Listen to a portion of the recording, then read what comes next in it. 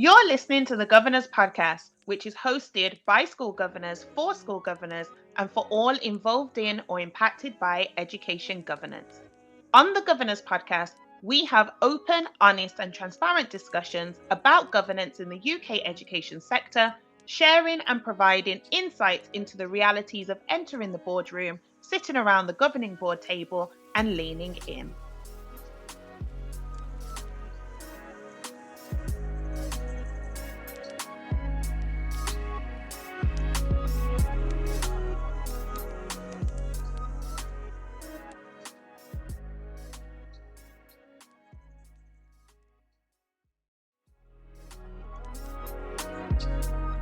Hello, I'm Sharon Warmington and I support schools and academies as a governor, governance practitioner and a clerk. I'm also the CEO of the National Black Governors Network, supporting the education sector in diversifying their governing boards. And it's Olivia D Hinds here, an under 30, unapologetically black female who is changing the face and space of school governance. And you're listening to the Governor's Podcast.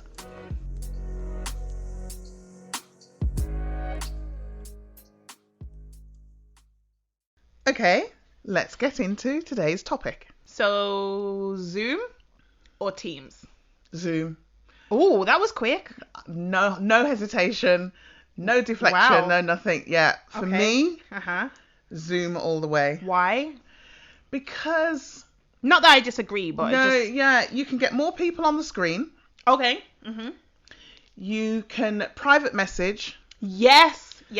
And because I recently, in the last few months, delivered to an audience of 150 people. Mm-hmm. And it was around the topic of diversity or race. And I was just really conscious that if anybody in the room, in the virtual room, wanted to message me directly to ask a question without other people seeing, they couldn't. Mm-hmm. And I found that really frustrating. So I can't imagine if I was that person who wanted to. Yeah. And I know that was happening because afterwards you would get emails. I was getting emails. Right. And it was clear that it would have been helpful to be able to ask those questions in the flow session. Of the session, yeah. So that then everybody could hear the response kind of thing. Mm-hmm. But I just like it. I'm biased, I suppose, but I just like the feel of Zoom. I like the interface of it. Mm-hmm.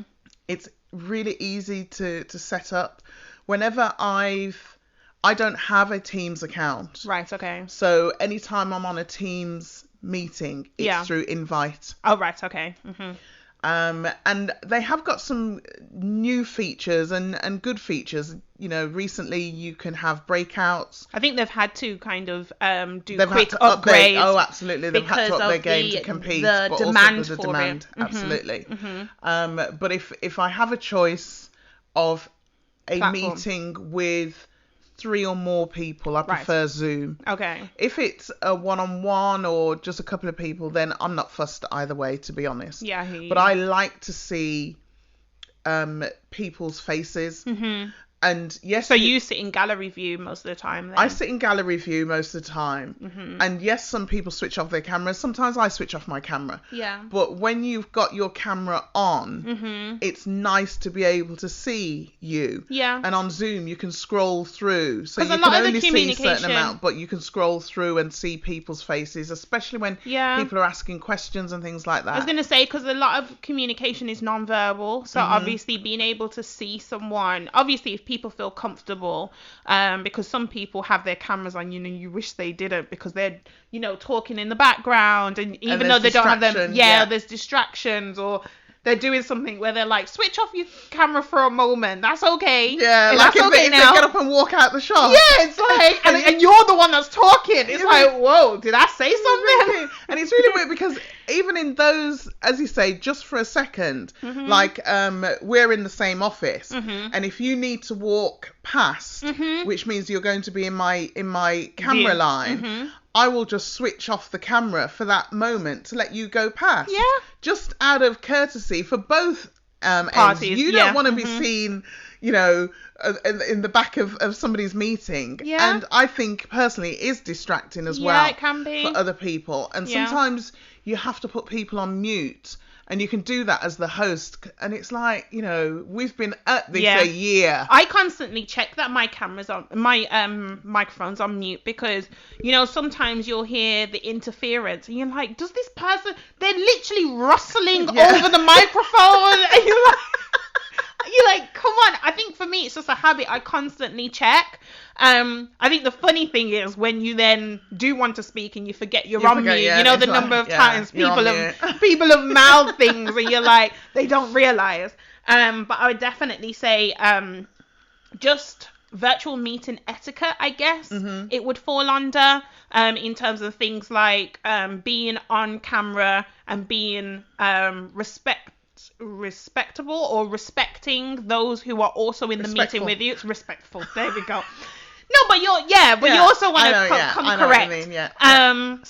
So in terms of myself, I do like Zoom. I do prefer Zoom. I understand why schools in particular use Teams because obviously they've got the whole Microsoft package. Yeah, so of that course. Makes sense, absolutely. But I do have a preference just based on format and definitely what you're saying in terms of being able to send a direct message to someone still within the chat function without having to go outside of that window. Okay, so... Have you got any experience of Google Meets? Because I know that some people use that as well. It's weird. You're not familiar with it. No, it's weird. I'm going to stick to what I said. I've used it irregularly. So yes, I haven't become as familiar with it as the others because it's not used as frequently in the meetings that I'm a part of. But literally just recently, I've delivered via Google Meets because I was delivering some workshops, some study skills workshops to groups of students in schools. And that is the platform that they use. Google Classroom. Of course. Like that, absolutely. So I use that. And for me, as a facilitator, as long as I can share my screen, I say, because I don't want to create any hassle for the other persons or the other... for my client or whatever. So I'm like, yes, whichever platform you want to use, but it's not my preferred because I'm quite adaptable. I will adapt to whatever someone else is using unless it hinders my ability to deliver and be efficient and effective and have that quality. But if I was to choose a platform, it wouldn't necessarily be that. But I guess it's with anything. Everyone has preferences. And I think the reason why I use Zoom for my governing body meetings that I clerk is because when the whole pandemic hit and I realised that I needed to have a digital platform, I chose Zoom. I bought my own account and paid for it so that I wasn't reliant on it on any particular school and just took the hassle away because schools were dealing with so much anyway. And so I invite... I'm the host, as it were, so that there's no issue around that, and it works for the schools that I clerk. They're happy with it, and it's fine. And any meetings that I'm not involved in, if it's an appraisal committee or something, then I will still host the meeting, but then dip in and out, and then I leave. I will make sure that everyone's on the platform, and just before they start the meeting I will hand over the hosting. That makes sense. To either the head or the chair of that committee, and I will step out. The downside is that I can't book another Zoom call at the same time. But it's a non-issue for me. There's been no problems around Maybe that's something Zoom could look into, really. Not that we're giving advice to the organisation. No, that's a money thing. You'd have to buy another account. Yeah, that's fine. Or buy another account, or it's a price plan where you can book several meetings. Because I'm thinking of event organisers, because obviously that's a new. I don't want to say a new because it makes it sound like virtual meetings and stuff didn't happen before lockdowns and things. But I think if you're an event organizer and you've now modified your business model to include organizing events, if you can organize events that may be happening at different times, so you don't necessarily attend all of them, but you're the person who coordinates it. Or if you're a multi-academy trust, really help.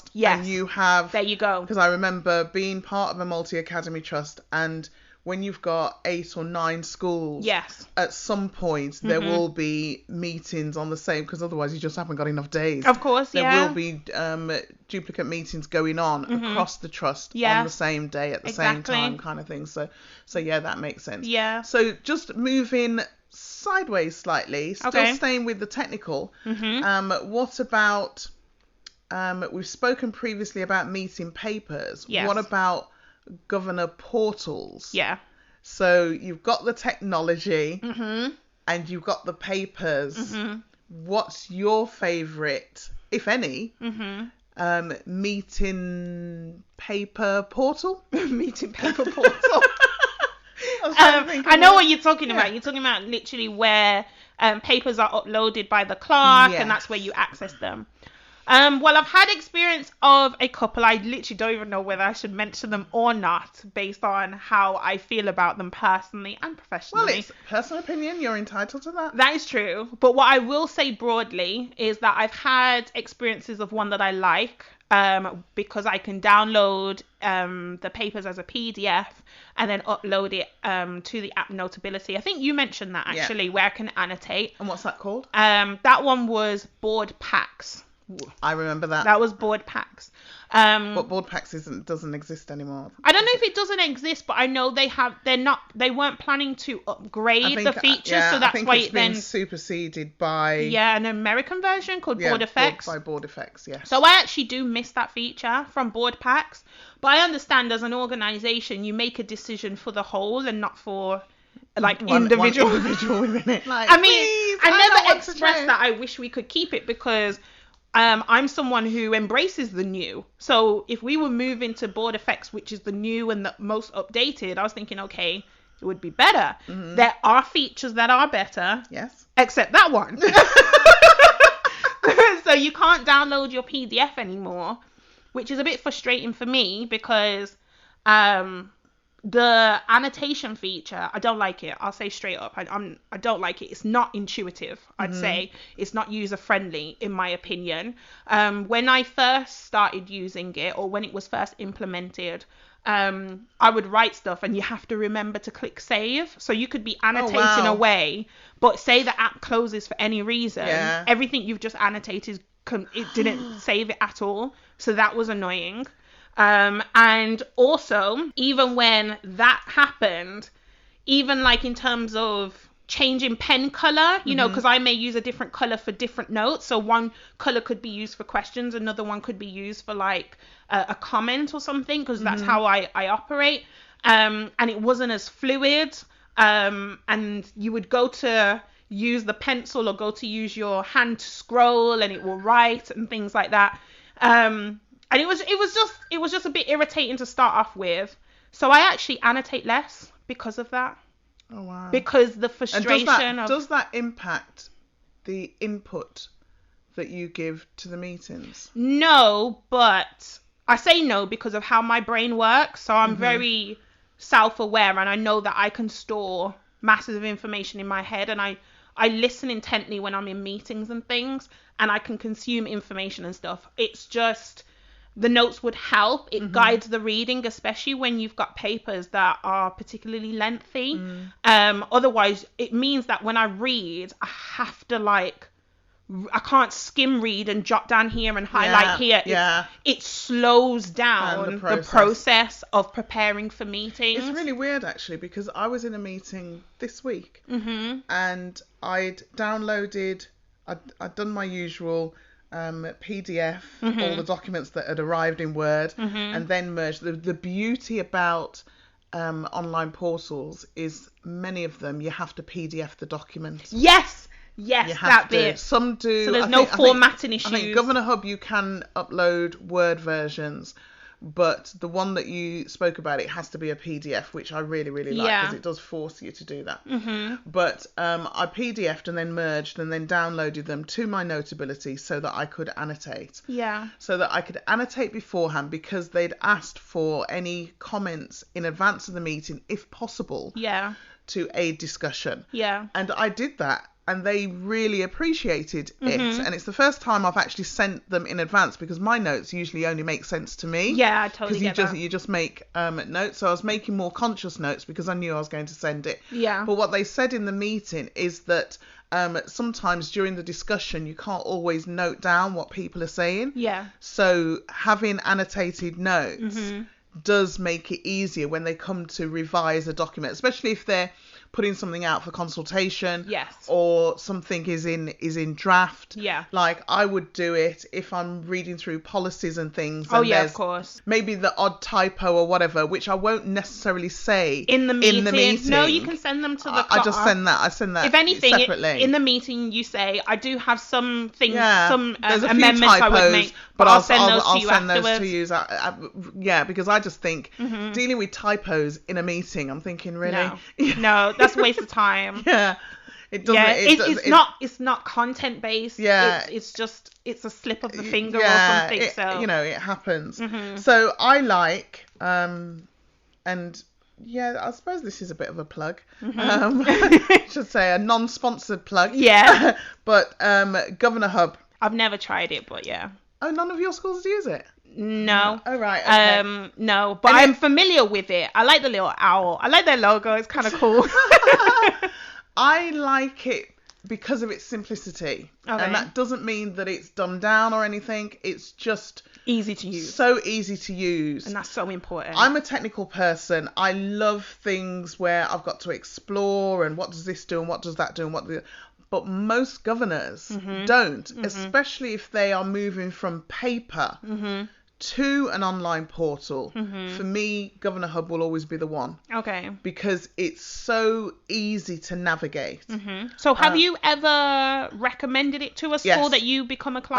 I always do. Okay. The governing body that I recently joined, it's been over 12 months, but it feels recent because I haven't had a meeting in the school. Oh, that's so true, yeah. So that governing body was still sending papers via email.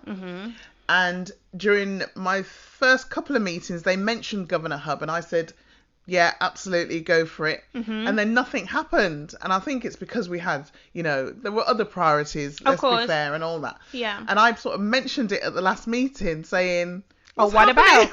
What's happening with GovernorHub? Just for a follow-up, please. Especially because, all those papers come in Word. Yeah. And so and so it was picked up, and now they're using it. But the beauty about it, what I love about GovernorHub is that if you don't know how to do something, you can simply ask them the question. Okay. Because I'm a clerk in 2 schools, I've got the main maintained school, and I've got a trust board and the LGB. Yeah. And I'm also now a governor, and plus my own board, the Black Governors Network. And I had all these different logins for GovernorHub. Yeah. And I sort of said to them, is there a way of me just having one login? That's a good question. Yeah, sure. Oh, wow. So I've got one login and I've got all of my schools. Classic case of if you don't ask the question. If you don't ask, you don't get. You know what? Yeah. Or you don't know. You only know what you know. And so if there's something, and they're very keen to work with users to make it more user friendly. Yeah. Which is really good. There's another one that I used for an air ambulance charity, but I can't for the life of me remember thing is, what it is. I think I've been associated with another one, but that one just looked dated. It just looks so I can't even say it's on the tip of my tongue. It's not even at the back of my mind. But I liked it. I can't remember. I liked it. Okay. I'm gonna find the name. And then you can bring it back. Yeah. Okay. I'm gonna find the name. Bring it back in a future episode. Oh, by the way, it just come to me. Or we'll put it in the link or something. Yeah, we can in the description. Yeah. But that one, I really, really liked it. It was like yours in that you couldn't create a meeting. No, you could create a meeting pack, but it was a bit more convoluted. Right, okay. But what I loved about it is that you could almost treat it like an extra intranet. Meaning that I could create individual folders for each trustee. Oh, wow. Okay. That would hold their welcome letter, their any of their training information, any personal information that you didn't want other trustees to be able to access. Right. You know, there's always something that's personal that you just. I don't believe in having a folder that's accessible to everybody that's got everybody's details in it. Oh yeah. I just don't feel that's Where's the GDPR? Exactly.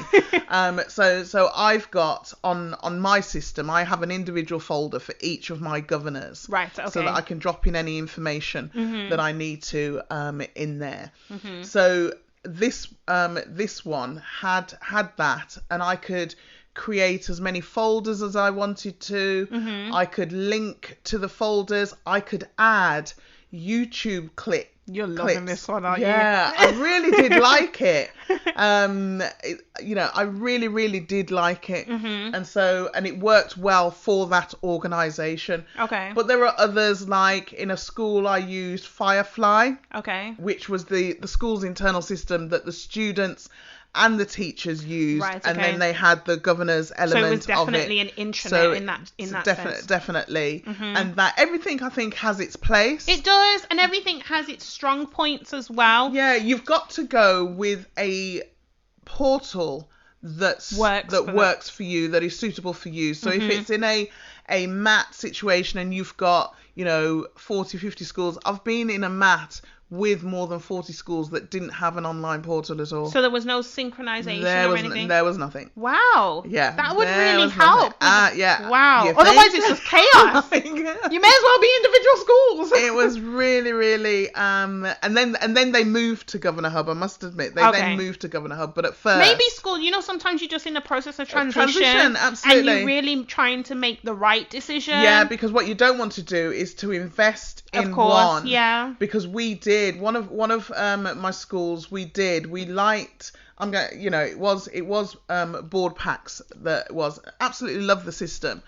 But because the governors and trustees weren't really using it, it wasn't cost effective. There you go. Yeah. And so I, as clerk, sort of did a presentation to the trust board to say, look, you guys aren't using this the way it needs to be used, and this is how much you're paying for it. Yeah. It doesn't make sense. Maybe consider an And I alternative. think it's because it just was a bit too complex, maybe, or too much. Too much. Or too soon. For them. Okay. For me, I loved it, but as I say, I'm into technology like that. But most governors just show me where my papers are, and that's it. What I will say about papers, though, something that I would love for systems to have, particularly as a chair of a committee and therefore chairing meetings, is a way to have your agenda easily to refer back to, as well as scrolling through the papers. Because what can get really annoying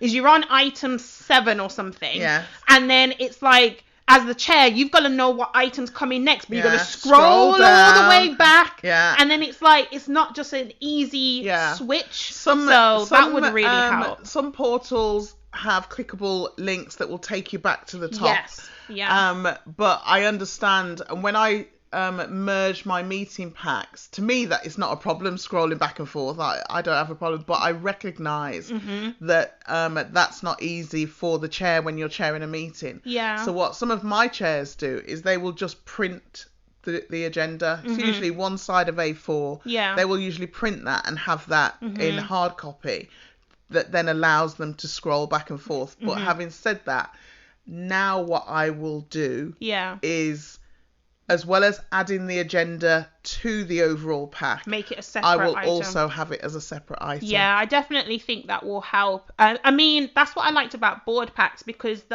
the papers were almost separated across the agenda, so you would have like drop down arrows to see if there's something for an item. So the papers were integrated into the agenda system. But what I do like about BoardEffects is that it allows you to so if you remember the page number that the agenda is on, you can type the page number in at the top, and it will jump you straight back rather than having to scroll. So I guess there's some features that have been put in to mitigate that. Yeah, and it's like, I remember on BoardPacks, I don't know if BoardEffects do it, Electronic voting was really Yes. easy and simple. Yeah, I still like all of that. I don't know if It GovernorHub works. does that. I've never used it on GovernorHub. Yeah, that but, helps. Because I you can do attach like- papers that you may need to read before you Yeah, vote and stuff. yeah. So I think that all of that is fluid and smooth. That's I good. think the key thing with any one of them is to explore as much as possible. Yeah. Don't just find out how to use it, how to access papers, and that's it. Click Find around. out exactly what it can do for you. Yeah. And if it can't do what you need it to do or want it to do, then ask.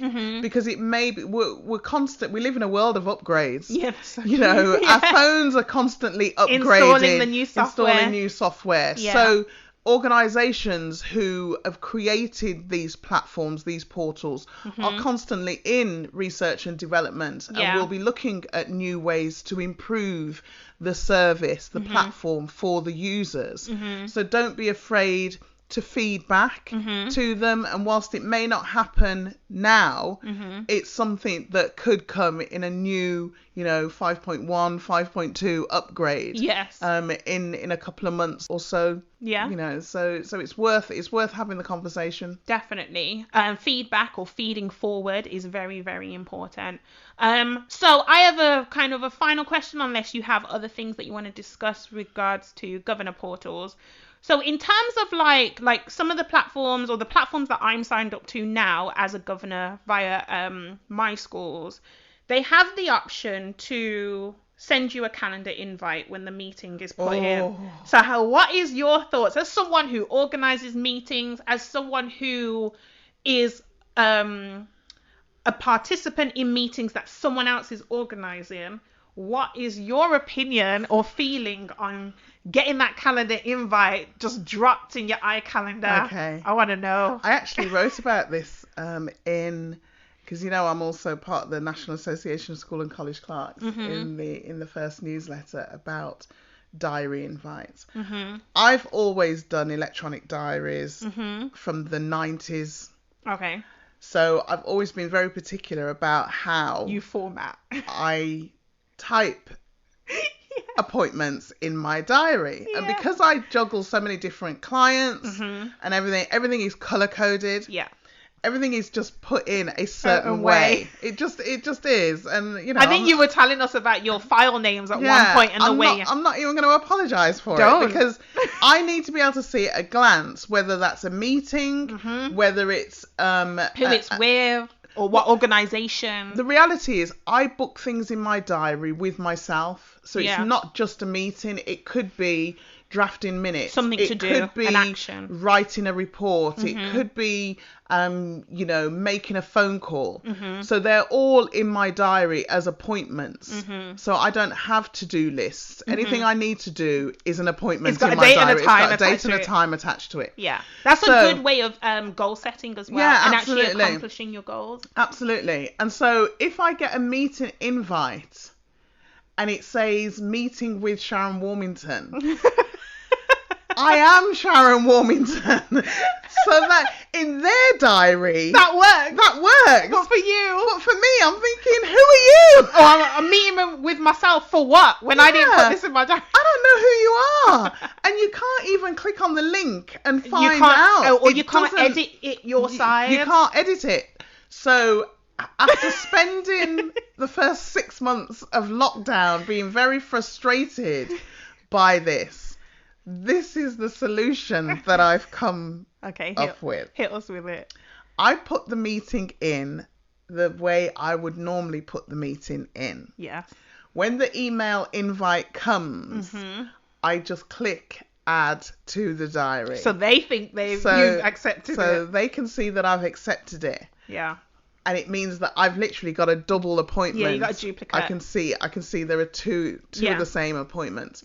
But that's the only way it works for me, because otherwise you're constantly telling people, oh, don't do that. I'm okay. I organize my own diary. I color code. And then the thing is, I've been asked as clerk to do that for my board meetings to send diary invites. Yeah. And again, I felt very uncomfortable about doing that because, again, you know what it's like. I have a way of putting meetings in my diary. Yeah. And I will add notes and things. So your format may not work for and someone I don't else. necessarily want other people to see the notes that I've so made. True. I never even thought about that. And also, when you're sending a diary invite, you can see everybody's email address. There's that too. So you have to get permission. You know, when you got them Zoom meetings or team meetings that got like 100 people in it, and you see all these email addresses. I've been to one of those, or I've experienced one of those, where you're like, hold on, I can contact anyone. Anyone, yeah. So I only do it if requested. And so what I do now, as standard, whereas in the beginning I used to say, oh, I'll send you a meeting link. I just leave it to them. I will say, send me a link. I've already entered it in my diary the way I need it to look.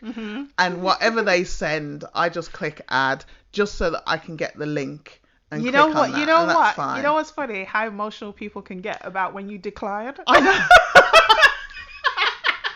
Because that's happened to me once, where for me, it was just immediate. Because the moment someone tells me something, even if I don't respond to the email that I'm available, I always check my diary first. Yes. So they're not even aware that I've probably put them in my diary before I've responded to them to say that, I'm good. Yeah. So I put something in my diary. Then I went back to them and said, I'm happy with this. I may even have told them that I put it in my diary. And then they sent me an invite. I then declined. When I say the email response came through with the quickness, like, is everything okay? Can you not do it anymore? And I was like, yo, you just got really emotional over a calendar decline. Like, it's really not that deep. It's not that deep. It's just that I've declined the invite into via my calendar diary. because I control my own diary. I don't like too many diary writers. You know how you talk about you have a format as well? Yeah. I want to just accept everyone, because then obviously every appointment has a different way that it looks. Yeah. And for me, it's it's just too much confusion. So I think I do what you do, where I accept theirs but still create my own. Yeah. Or I accept theirs, create my own, and then post-event I will delete theirs. And people will think, why are you doing that? But it's because... just to clear my diary, man. Because I use my diary retrospectively a lot. So I use it as almost like my audit trail. To see what you've done and when. Exactly. Or what's still pending. Or, what's happened in the past, or when was the last time I met with this person or that person. And I will, if I get an initial inquiry, I will copy that email and drop it into the first meeting notes, so that when I'm on that meeting, instead of trying to scroll back through my emails, the information's already there. So there's a way in which I use my electronic diary where I need to be able to go back. Especially if you have regulars, like for example, my tutoring students, they're in there on a recurring pattern. So if a student needs to change time, or if I need to look ahead and see when I'm available so I can communicate effectively with my clients, or if I need to look back at what happened before, or, it just helps with my organization. And everyone organizes themselves differently. So it's just about respecting that, really. Absolutely. So what would be your takeaway? My takeaway would be two things. One, for governors or schools who are not yet using any kind of meeting platform, seriously consider it, especially if you're looking at diversifying your governing body with the aspect of age, because younger people, they just want send a link. Send a link, kind of thing. But seriously, it just the efficiency that it gives you is unbelievable, and you don't know until you've done it, you've used it, that you truly understand how much better it is, especially for accessing previous documents and things like that. You can create your document libraries and everything very easily. The second thing is... So you don't have a second thing? I do have a second thing. Sorry. Calendars. Electronic calendars. Okay. Be respectful of other people's calendars. 100%. When you are inviting people, sending a diary invite, be mindful of what the diary appointment actually says. Because how it looks in your diary is the same as the way it will look in other people's diary. Yeah. So if all you've done is use that person's name, Doesn't help. it doesn't help them. So if you're going to use names, you put your name in there as well. And if you're going to use names, please use initial caps. Put respect on my name. Let me just say that. Yeah, I don't understand. No lowercase o, please. Yeah, I don't understand that. That's just basic English. Yeah. But hey, so those will be my 2 takeaways. I would say I'd probably summarize my thing into 3 key points. Okay, so I had 2, you had to have 3. Yeah, but mine's short. Okay. Be curious, be agile, and be adaptable. Oh, wow, okay. No, you got to go a bit further than that. Yeah, I will. Go on. So in terms of like something you said about when you are using a Governor portal, look at how it can work for you. So click around. Don't just use it for what you've told you can use it for, i.e. accessing meeting papers when the meeting papers are sent. But, really be curious and look around. See if there's any like tutorials and things that are embedded into the system. Make use of those resources on like how to use this portal. And if you can't, go to YouTube, you'll find it. YouTube University. Be agile in terms of be flexible with things that change. Being able to 1 minute use Teams and another minute jump on a Zoom meeting, and know, again, very much with being curious, see how they're different, but also how they're the same. And then adaptable. If you're someone who's only ever gone with paper, you have to adapt to electronic, and know the pros that come with that. So you've got to adapt to different ways of doing things. And so that's why I'd say be curious, be agile, and be adaptable. And if you practice those skills, then it will serve you well in other areas as well. So that would be my takeaway. So yeah, portals.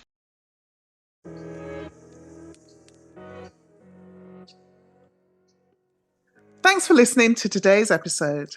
Please rate, review, and subscribe via your preferred streaming platform.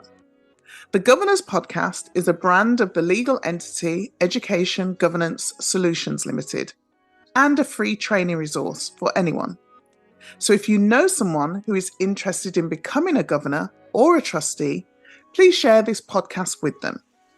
And if you'd like to get in touch with us directly with questions or comments, then drop us an email at thegovernorspodcast@gmail.com.